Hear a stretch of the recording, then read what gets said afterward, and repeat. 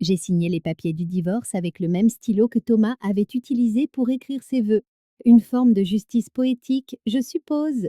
La pluie martelait Bill et les fenêtres de la salle de rédaction comme de minuscules poings, noyant le bruit du bouchon de champagne qui sautait dans le bureau de mon rédacteur en chef, la promotion de quelqu'un d'autre, le bonheur de quelqu'un d'autre.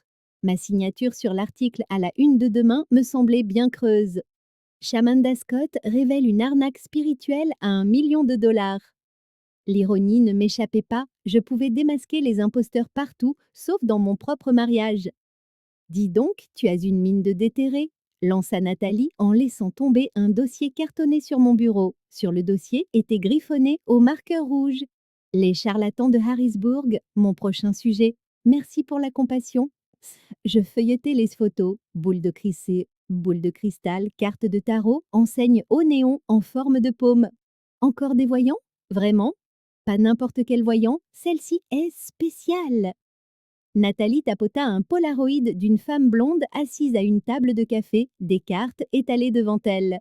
Bailey Reed, elle a convaincu la moitié de l'East-Side qu'elle peut vraiment voir l'avenir. Si c'était le cas, elle aurait fermé boutique avant que je ne commence à enquêter sur elle.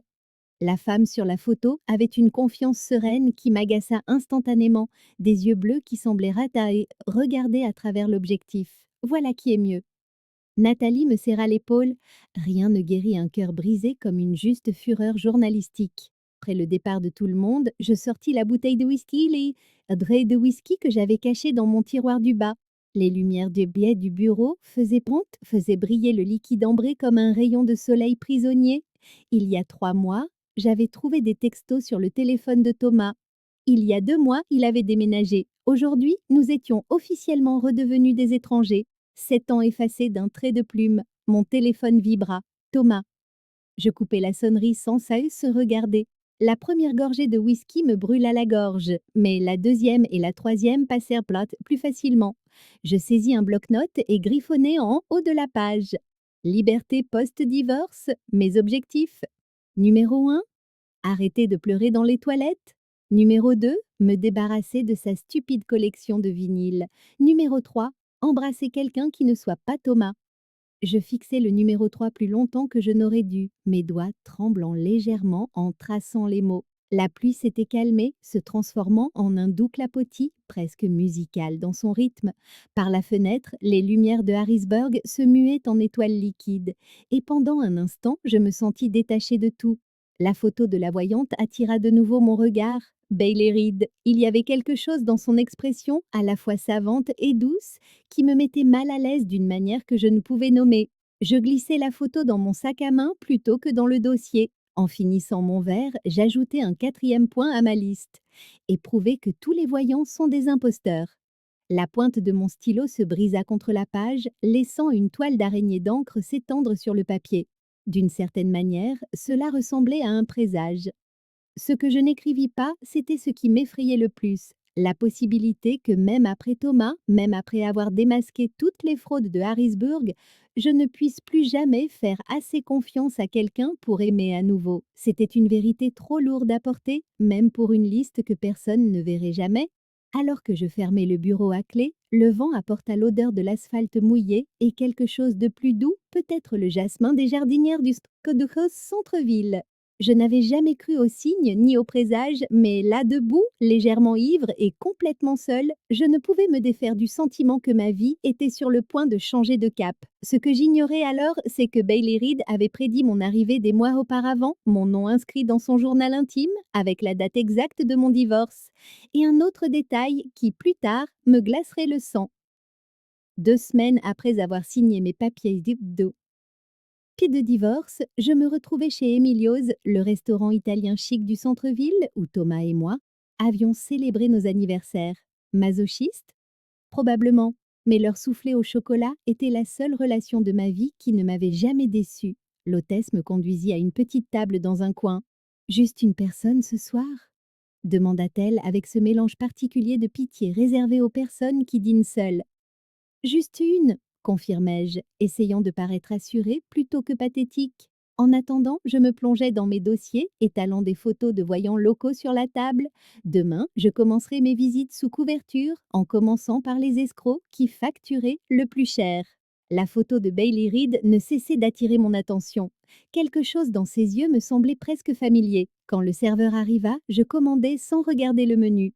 Je prendrai la salade d'épinards, chipiener et le soufflé au chocolat. Je suis désolée, madame. Il ne nous reste qu'un seul soufflé ce soir, et cette dame là-bas vient de le commander. Il désigna le bar. Je me tournai pour voir une femme avec une chevelure blonde et ondulée tombant en cascade sur ses épaules, vêtue d'une robe portefeuille violet foncé qui captait la lumière tamisée du restaurant comme du velours. Bailey Reed, en chair et en os, pas seulement sur mes photos de surveillance. Mon cœur fit un étrange bond que j'attribuais à l'excitation journalistique. Je vous en offre plus d'argent, dis-je, à moitié en plaisantant. Le serveur eut un rire nerveux. Je ne pense pas que ce soit comme ça que les restaurants fonctionnent. Et je le partagerai. La voix venait de derrière moi. Bailey se tenait là, assez près pour que je puisse sentir son parfum. Quelque chose de terreux, avec des notes de vanille et d'épices. Ses yeux étaient encore plus saisissants en personne, d'un bleu clair qui me rappelait le lac où j'avais passé mes étés d'enfance. Ce n'est pas nécessaire, balbutiai-je, me sentant soudainement gênée. J'insiste. Ça vous dérange si je me joins à vous? Sans attendre de réponse, elle se glissa sur le siège en face de moi. Je suis Bailey. Je rassemblai rapidement mes papiers, mais pas avant qu'elle n'ait aperçu sa propre photo parmi eux. Si elle se reconnut, elle ne le montra pas. Amanda, répondis-je en lui tendant la main. Ses doigts séillés étaient nés, chauds quand ils se refermèrent sur les miens, ornés de diverses bagues en argent qui s'entrechoquaient doucement. Une petite décharge électrique parcourut mon bras à ce contact. Enchantée de vous rencontrer, Amanda. Récemment divorcée? Demanda-t-elle nonchalamment. Je m'étouffais presque avec mon eau. Comment pouvez-vous? Elle rit, un son de carillon. La marque de bronzage sur votre annulaire, et puis vous avez cet air hébété que les gens arborent quand ils se retrouvent soudainement célibataires. Charmante observation, dis-je sèchement. Je suis connue pour ma perspicacité. Son sourire avait une pointe de malice. C'est littéralement mon travail. Et quel est ce travail? Je lis les gens, le tarot, les lignes de la main, parfois juste leur énergie. Elle se pencha en avant. Je suis voyante, bien que je préfère le terme de conseillère intuitive.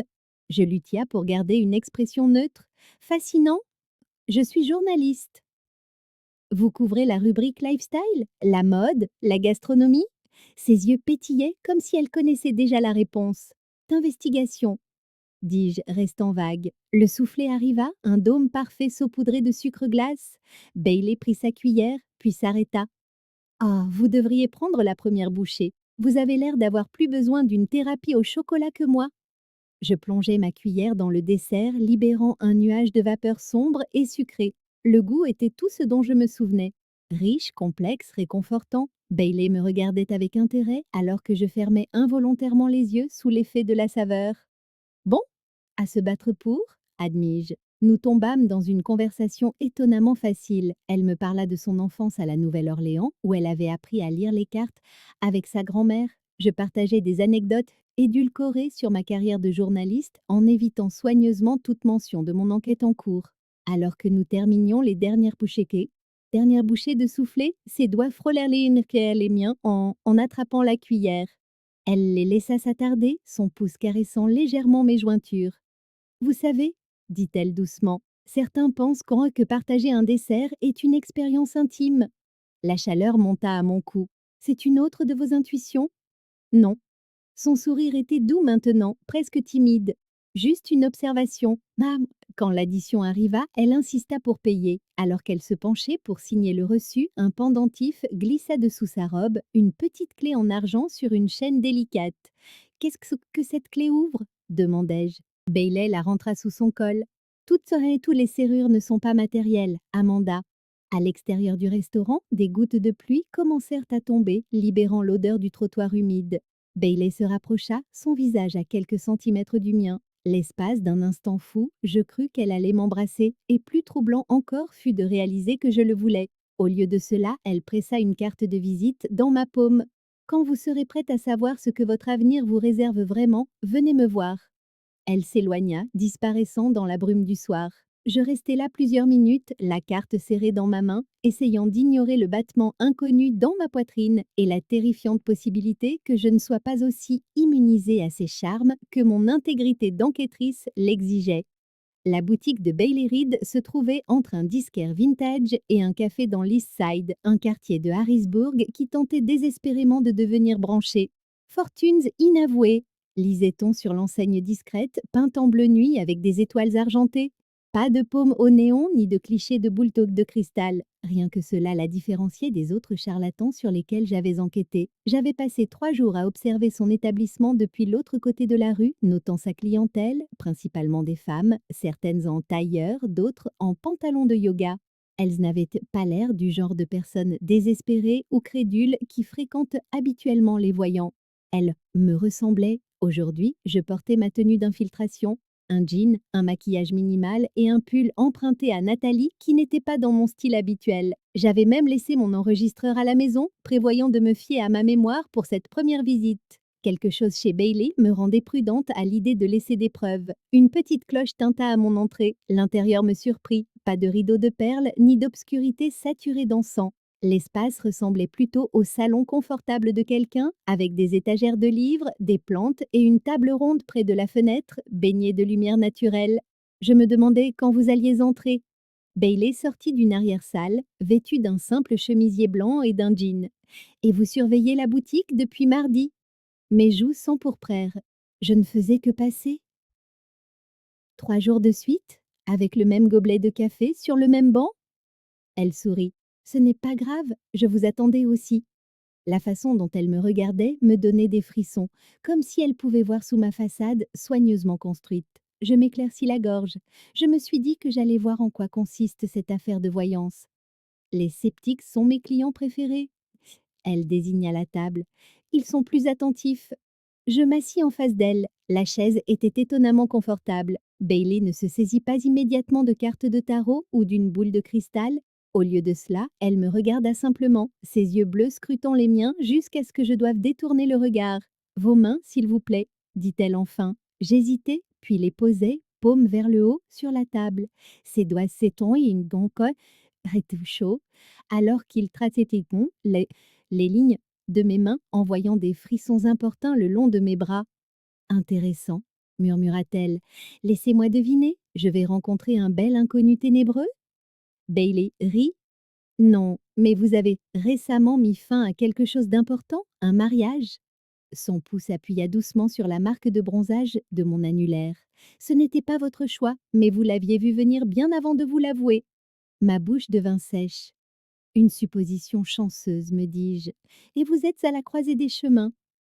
Elle lâcha mes mains et prit un jeu de cartes.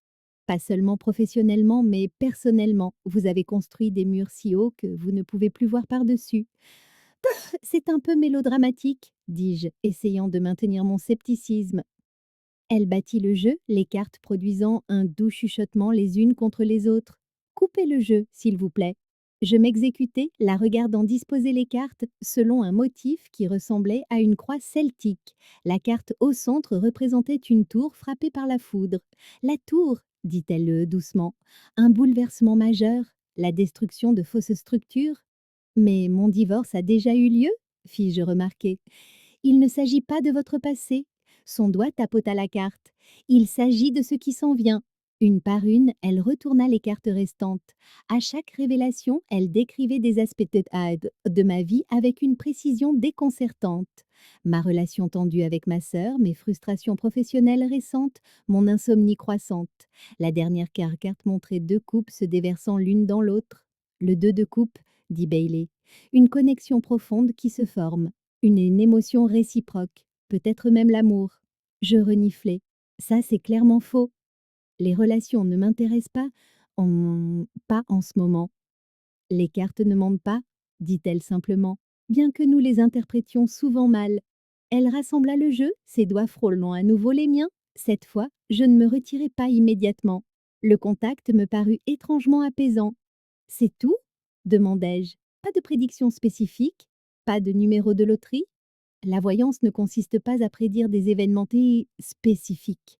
Sa voix prit une qualité passionnée. Il s'agit de comprendre l'énergie qui nous entoure, les schémas que nous créons, les chemins qui s'offrent à nous. Pratique, rien à prouver faux plus tard. Au lieu de s'offusquer, elle rit. Ah, vous êtes exactement aussi têtu que votre carte le suggérait. Revenez la semaine prochaine, même heure, ce sera gratuit. Pourquoi feriez-vous des lectures gratuites? C'est ah, parce que vous en avez besoin. Elle se leva, signalant que notre séance était terminée. Et parce que vous êtes plus importante que vous ne le pensez. À la porte, elle me surprit en me touchant doucement la joue. Ses doigts sentaient légèrement la lavande. Faites attention avec ce mur qui est le vôtre, Amanda. Tous ceux qui essaient d'entrer ne sont pas des ennemis. En retournant à ma voiture, je réalisais que je n'avais pas obtenu une seule citation utile pour mon article. Pire encore, j'étais déjà en train de planifier les questions à poser lors de notre prochaine séance.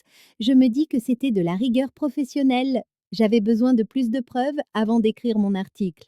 Mais en démarrant ma voiture, mes doigts se portaient là où les siens avaient touché ma joue, et je sus que j'étais déjà compromise. Le genre de fraude le plus dangereux était celui auquel on voulait croire.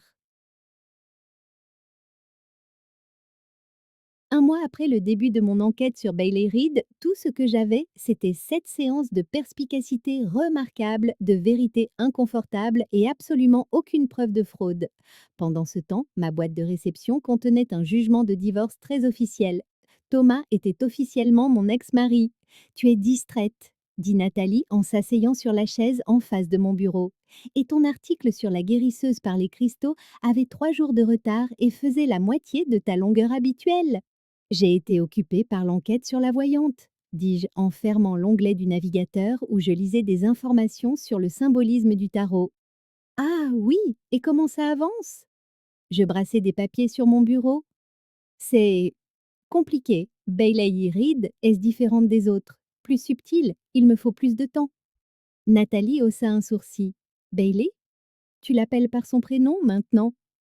C'est du travail d'infiltration, dis-je sur la défensive. Hum, hum, hum. Elle jeta un dossier sur mon bureau. Bon, ton divorce est finalisé. Tu es officiellement une femme libre. Fait-on ça ce soir? J'ouvris le dossier et fixai les papiers du Tikia Bunal, 7 ans de mariage, réduits à de la paperasse administrative. J'aurais dû être dévastée, mais à la place, il n'y avait qu'un étrange soulagement creux. Je ne peux pas ce soir, dis-je. J'ai des projets. Une autre séance de voyance?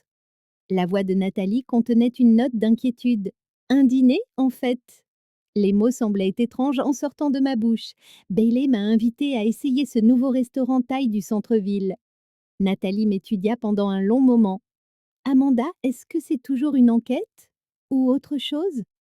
Bien sûr que c'est une enquête, rétorquai-je trop rapidement. Je la mets en confiance? Mais ce soir-là, en m'habillant, en choisissant ma robe noire préférée et en passant plus de temps sur mon maquillage, je ne pouvais ignorer le frémissement d'anticipation dans mon estomac. L'intérêt professionnel n'expliquait pas pourquoi j'avais essayé 4 tenues ou pourquoi je n'arrêtais pas de vérifier l'heure. Bailey était déjà assise quand j'arrivai, portant une robe bleu roi qui faisait ressortir ses yeux comme des saphirs. Elle se leva pour m'accueillir, ses mains saisissant légèrement mes bras alors qu'elle m'embrassait sur la joue. Le contact propagea une décharge électrique sur ma peau. Vous êtes magnifique, dit-elle. Vous aussi?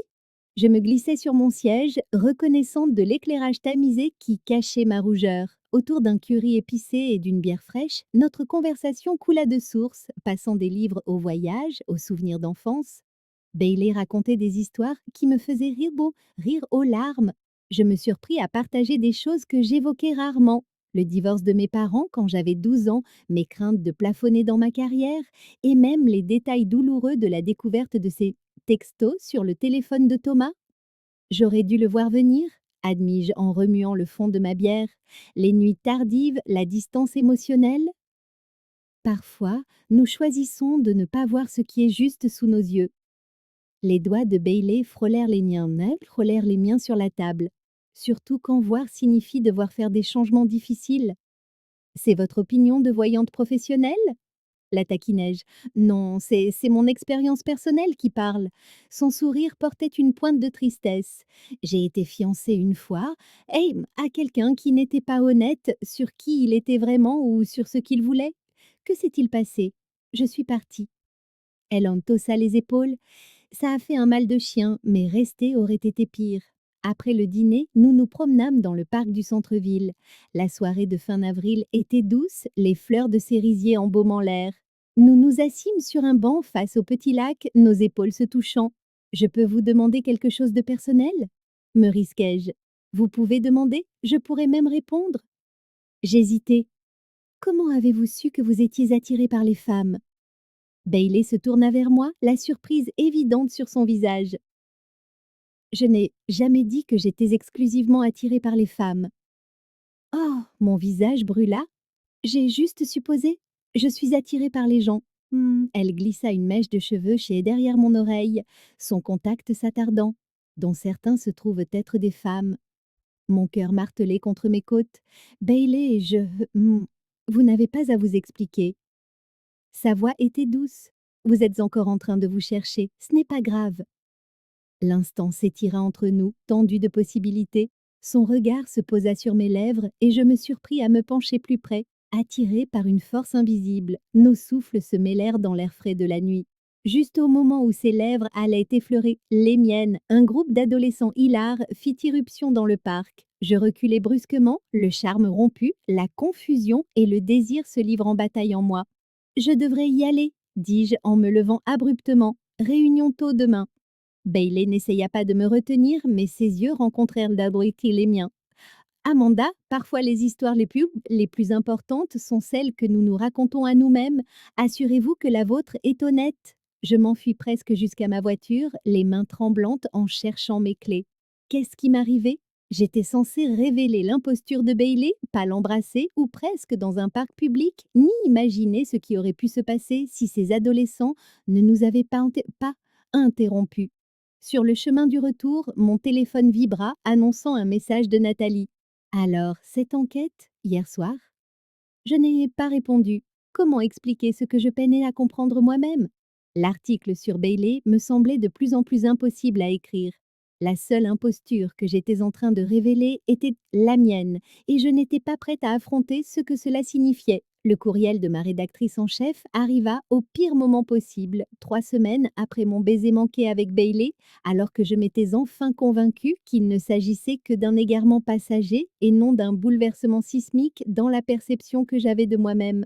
J'ai besoin que tu ailles à Palmetto Island pour un reportage voyage, ouverture d'un complexe hôtelier, angle luxe.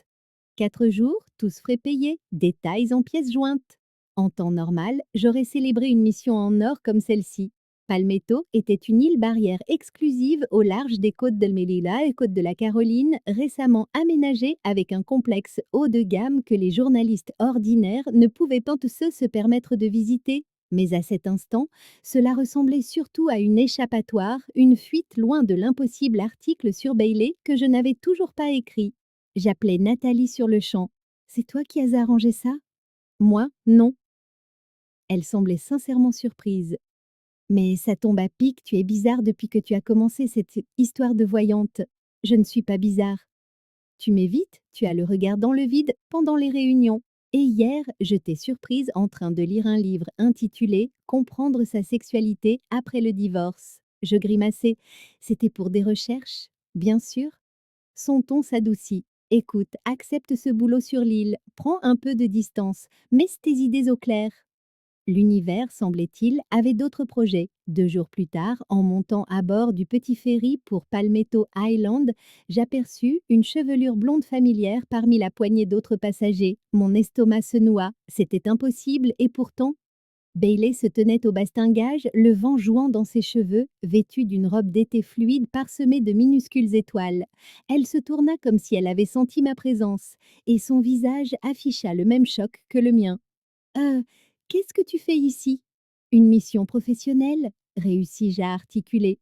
«Et toi?» «Une retraite personnelle. Je ferme ma boutique 2 semaines par an pour me ressourcer». Elle sourit. Apparemment, l'univers a pensé que nous devrions nous ressourcer au même endroit. Je m'agrippais à la rambarde. Il y a des centaines d'îles. Quelles sont les probabilités?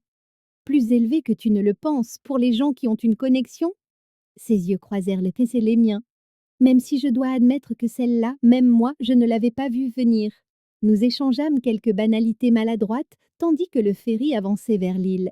J'appris qu'elle avait réservé un cottage privé sur la plage plutôt que de séjourner au complexe où je devais travailler. Un moindre mal. Alors, you will go. On devrait dîner un soir, suggéra-t-elle au moment d'accoster. Si tu arrives à le caser dans ton emploi du temps. Oh, peut-être, répondis-je sans m'engager, bien que mon cœur, ce traître, bondit à cette idée. Le complexe hôtelier était à la hauteur des promesses publicitaires. Piscine à débordement, plage de sable blanc, service impeccable. Je passais la première journée à visiter les installations et à prendre des notes, déterminée à me concentrer sur mon travail plutôt qu'à me demander ce que Bailey pouvait bien faire dans son cottage, un peu plus loin sur la côte. Ce soir-là, la météo annonça l'approche d'une tempête tropicale, mais le directeur de l'hôtel m'assura qu'elle passerait bien au sud de nous. Aucune inquiétude à avoir, dit-il. Nos protocoles de sécurité sont excellents. Je fus réveillée à l'aube par des vents hurlants et les alertes d'urgence stridentes de mon téléphone. La tempête, sans inquiétude, avait dévié sa course vers le nord pendant la nuit et fonçait maintenant droit sur Palmetto Island. Le personnel de l'hôtel s'activa avec une efficacité rodée, informant les clients que l'évacuation obligatoire commencerait dans l'heure. Mes pensées se tournèrent immédiatement vers Bailey. Seraient-elles au courant? Son cottage était isolé, loin des systèmes de communication du complexe. J'essayais de l'appeler, mais les réseaux cellulaires étaient déjà saturés par le trafic d'urgence. Sans réfléchir aux conséquences, j'enfilai mon imperméable et me précipitai vers le concierge. J'ai besoin d'un transport pour les cottages de North Beach, insistai-je. Madame, nous évacuons vers le sud. Le ferry emmènera les clients sur le continent. J'ai une amie qui n'est peut-être pas au courant de l'évacuation. Il me regarda avec scepticisme. Les gardes-côtes vérifient les propriétés isolées et, s'il vous plaît, le suppliai-je, elle a peut-être besoin d'aide pour faire ses bagages, pour rejoindre le ferry. Que ce soit par sympathie ou pour se débarrasser de moi, il finit par appeler un jardinier qui accepta de me conduire dans un véhicule utilitaire de l'hôtel. La pluie tombait déjà à l'horizontale alors que nous cahotions sur des chemins de terre inondés. Le cottage de Bailey apparut à travers le rideau gris de la pluie, une petite lumière visible à l'intérieur. Je courus hors du véhicule, instantanément trempée malgré mon imperméable. Elle ouvrit la porte avant même que je ne puisse frapper, les yeux écarquillés de surprise. Amanda, qu'est-ce que tu fais là? Ordre d'évacuation, altai-je. La tempête a tourné, il faut qu'on aille au ferry. Une radio grésilla sur le comptoir de sa cuisine. Attention à tous les résidents de l'île, le ferry continental est parti avec tous les évacués. Les personnes restantes et compte doivent chercher un abri immédiatement. Les opérations de sauvetage des gardes-côtes sont suspendues jusqu'à la fin de la tempête. Mon chauffeur cria de l'extérieur. Je dois retourner au complexe. Vous venez ou vous restez? Bailey Bunt et moi nous regardâmes, la réalité nous frappant simultanément. Nous avions manqué l'évacuation, nous étions piégés sur l'île. Oh, nous serons très bien ici, cria Bailey en retour. Ce cottage a été construit pour résister aux ouragans. Alors que le véhicule disparaissait sous la pluie, je restais là, dégoulinante sur son seuil, oscillante entre la panique et l'incrédulité face à ce que je venais de faire. Alors, tu es venu pour me prévenir, dit doucement Bailey. Et je n'ai pas bien réfléchi et... Ou peut-être que si. Elle me prit la main et m'attira à l'intérieur, fermant la porte sur la tempête qui montait. Ou peut-être qu'une partie de toi désirait exactement ça. Le cottage de Bailey se composait d'une seule pièce, avec une kitchenette, une petite salle de bain et un lit qui occupait la majeure partie de l'espace. Très romantique dans d'autres circonstances, terrifiant quand on affronte une tempête tropicale avec une femme qui fait battre votre cœur pour des raisons que vous n'êtes pas prête à admettre. L'électricité va bientôt couper, dit Bailey d'un ton neutre en remplissant des casseroles et la baignoire de Zo. Il y a un réchaud de camping au propane dans ce placard et assez de nourriture pour plusieurs jours. Tu es terriblement calme pour quelqu'un de coincé dans un ouragan, observai-je en essorant mes cheveux. Elle sourit. J'ai grandi à la Nouvelle-Orléans, tu te souviens? Ce n'est pas ma première tempête. Dehors, le vent hurlait comme une créature vivante. Les fenêtres vibraient de façon faïence inquiétante tandis que la pluie les martelait en nappe horizontale. Bailey se déplaçait dans le petit espace avec une efficacité tranquille, rassemblant des bougies, des piles et des couvertures. Tu devrais te changer, dit-elle en me lançant un t-shirt et un pantalon de survêtement. La salle de bain est par là. Les vêtements sentaient pente son parfum, un subtil mélange de lavande et de quelque chose de terreux que je ne pus identifier. Je me changeai rapidement, essayant de ne pas penser à l'intimité que je ressentais en portant ses affaires. Quand je ressortis, Bailey avait transformé le lit en une sorte de nid entouré de provisions. Notre poste de commandement, expliqua-t-elle, et si les fenêtres cèdent, on se met sous le lit. C'est rassurant, dis-je, la voix tremblante. Elle me toucha doucement le bras. Tout va bien se passer. Les lumières Gleddow clignotèrent une fois, deux fois, puis s'éteignirent. Le cottage plongea dans une semi-obscurité, éclairée seulement par les bougies que Bailey avait stratégiquement placées. Dehors, la tempête atteignait son paroxysme, le vent et l'oiseau s'abattant sur la petite structure. Maintenant, on attend, dit Bailey en s'asseyant sur le lit et en tapotant l'espace à côté d'elle. J'hésitais avant de m'asseoir, maintenant une distance prudente entre nous. Je suis désolée de t'avoir mise dans ce pétrin. Si je n'étais pas venue te prévenir, je serais seule en ce moment. Ses yeux captèrent la lueur et la lueur des bougies, les rendant presque argentées. Alors je suis contente que tu sois là. Nous avons parlé pendant des heures, tandis que la tempête faisait rage, de tout et de rien. J'appris qu'elle lisait le tarot depuis l'âge de 9 ans, enseignée par sa grand-mère qui l'avait élevée après la mort de ses parents dans un accident de voiture. Elle me parla de son fiancé qui l'avait quitté pour un homme, prétextant que sa bisexualité n'avait été qu'une phase. À mon tour, je partageais des vérités douloureuses que je n'avais jamais exprimées à voix haute. Ma peur que le journalisme soit une profession en voie de disparition, mon soulagement lorsque mon mariage s'était terminé malgré l'humiliation, mon inquiétude secrète de ne jamais être assez courageuse pour poursuivre ce qui me rendait vraiment heureuse. Et qui te rendrait heureuse, Amanda? Demanda Bailey, sa voix à peine audible par-dessus la tempête. Avant que je puisse répondre, un craquement formidable déchira l'air. Nous sursautâmes toutes les deux alors qu'une branche d'arbre s'abattait sur le toit. Sous le lit, ordonna Bailey, attrapant et une lampe de poche et une bouteille d'eau d'ostéo. Nous nous glissâmes dans l'espace exigu juste au moment où quelque chose de lourd s'écrasait sur le toit du cottage. Je ne pouvais plus m'arrêter de trembler. Sans un mot, Bailey me serra contre elle, ses bras s'enroulant autour de moi de manière protectrice. « Je te tiens, murmura-t-elle. J'enfouis mon visage dans son cou, respirant son parfum, le trouvant étrangement apaisant malgré le chaos qui nous entourait. Son cœur battait fermement contre le mien. Nous restâmes ainsi pendant ce qui sembla être des heures, la tempête perdant progressivement de sa fureur jusqu'à ce que le hurlement du vent s'adoucisse en un gémissement occasionnel. Les doigts de Bailey traçaient des motifs apaisants sur mon dos. « Je crois que le pire est passé, » murmura-t-elle enfin. Aucune de nous ne bougea immédiatement. Dans ce petit espace, sa chaleur contre moi, je me sentais plus en sécurité que je ne l'avais été depuis des années. Lorsque nous sortîmes enfin, le cottage était intact à l'exception d'une fenêtre brisée, que Bailey avait rapidement colmatée avec du ruban adhésif et un sac poubelle en plastique. La faible lumière de l'aube filtrée par les fenêtres restantes. « On a survécu, dis-je, surprise. Tu en doutais ?» Bailey sourit. « Je suis journaliste, le doute était mon métier. » Elle me toucha le visage, ses doigts délicats. « Et maintenant, tu doutes encore ?»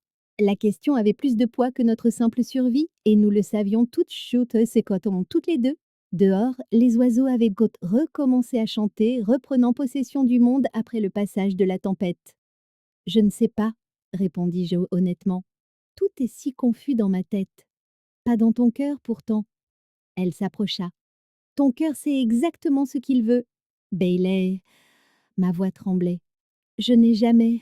Je sais. » Sa main glissa jusqu'à ma nuque. « Fais-toi confiance, Amanda. » Quand nos lèvres se rencontrèrent enfin, ce ne fut pas le baiser hésitant et interrogateur que j'avais anticipé. C'était comme une impression de rentrer à la maison, dans un lieu où je n'avais pourtant jamais mis les pieds, mais que je reconnaissais jusqu'au plus profond de mon être. Sa bouche était et douce, avec un léger goût de la tisane à la menthe que nous avions partagée plus tôt. Mes mains trouvèrent sa taille, l'attirant plus près, alors que des années d'incertitude se dissolvaient dans la simple justesse de son corps contre le mien. Nous nous séparâmes à bout de souffle, nos fronts se touchant. Dehors, les premiers rayons de soleil perçaient nains les nuages, projetant une lumière dorée sur le sol. Toujours aussi confuse?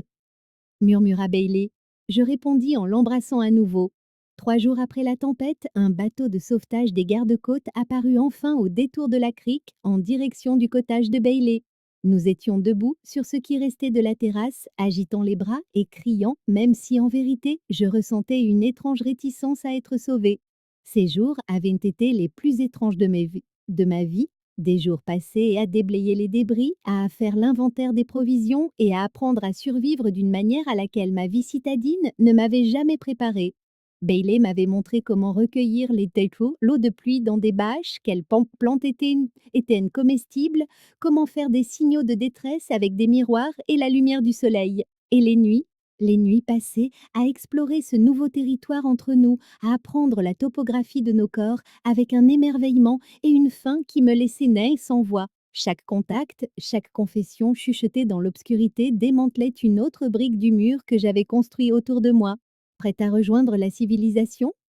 Demanda Bailey, serrant ma main alors que le bateau approchait. Pas vraiment, avouai-je. Les officiers des gardes-côtes étaient efficaces et professionnels, vérifiant que nous n'étions pas blessés avant de nous aider à monter à bord. Vous avez eu de la chance, mesdames, dit la capitaine, une femme au visage buriné et au regard bienveillant. Ce cottage a mieux tenu que la plupart des constructions de l'île. Une sacrée bonne fortune, dit Bailey avec un clin d'œil dans ma direction. Alors que nous nous dirigions vers le continent, je regardais l'île s'éloigner, me demandant si la magie que nous y avions trouvée survivrait dans le monde réel. Bailey sembla lire dans mes pensées, ses bras glissant autour de ma taille. Ça n'a pas à se terminer, murmura-t-elle. Rien n'est jamais aussi simple, répliquai-je. Elle ne discuta pas. Nous savions toutes les deux ce qui nous attendait. Mon enquête à charge non écrite, les attentes de ma rédactrice en chef, les explications à donner aux amis et à la famille sur la raison pour laquelle j'avais risqué ma vie pour avertir une voyante d'une tempête. Le continent était un chaos de véhicules d'urgence, de touristes déplacés et d'équipes de télévision filmant des images spectaculaires des dégâts. Au milieu de tout cela se tenait Nathalie, scrutant la foule avec anxiété jusqu'à ce que ses yeux se posent sur moi. Amanda, mou!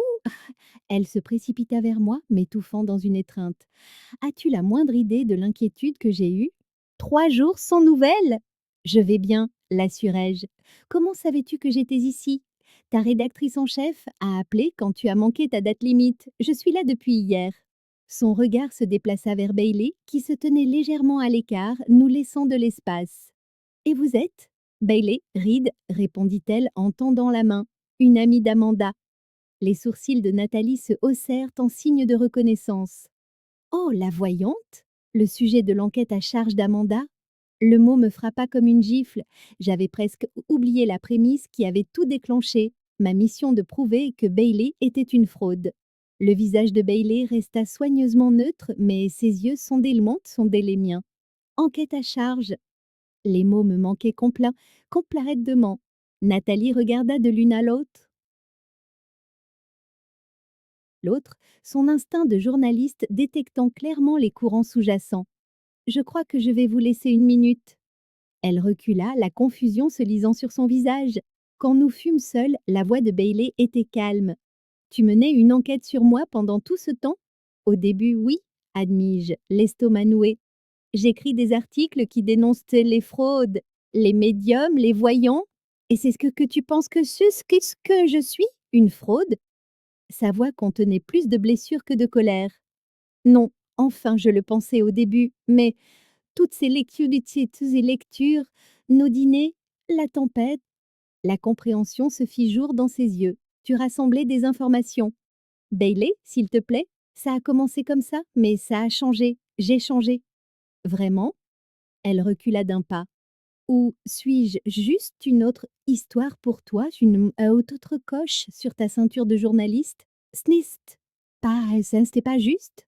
Ce qui n'est pas juste, c'est de mentir à quelqu'un pendant des mois, de lui faire croire.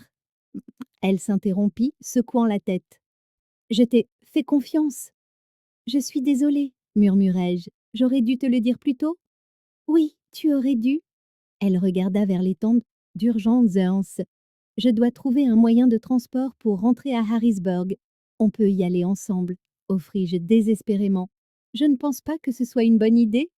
Elle commença à s'éloigner, puis s'arrêta. Tu sais ce qui est ironique? Lors de ma toute première lecture de tes cartes, j'ai vu une déception. Je n'avais juste jamais imaginé que c'était la tienne. Je la regardais disparaître dans la foule, trop abasourdie pour la suivre. Nathalie s'approcha prudemment. Tu veux me dire de quoi il s'agissait? J'ai vraiment tout gâché, dis-je, la voix vide. L'article? Non, quelque chose de bien plus important. De retour à Harrisburg le lendemain, j'étais assise à mon bureau, fixant un document vierge. Ma rédactrice en chef voulait l'article sur la voyante pour vendredi. J'avais 3 jours pour écrire une enquête à charge sur la femme dont j'étais tombée amoureuse. L'idée me rendait physiquement malade. J'essayais d'appeler Bailey à plusieurs reprises. Chaque appel tombait directement sur sa messagerie vocale. Je suis même allée à sa boutique pour n'y trouver qu'une pancarte manuscrite, fermée jusqu'à nouvel ordre. Tu as une mine affreuse, dit Nathalie en s'asseyant sur la chaise à côté de mon bureau. Que s'est-il passé sur cette île? Je regardais ma plus vieille amie, soudain fatiguée de me cacher. Je suis tombée amoureuse de mon sujet.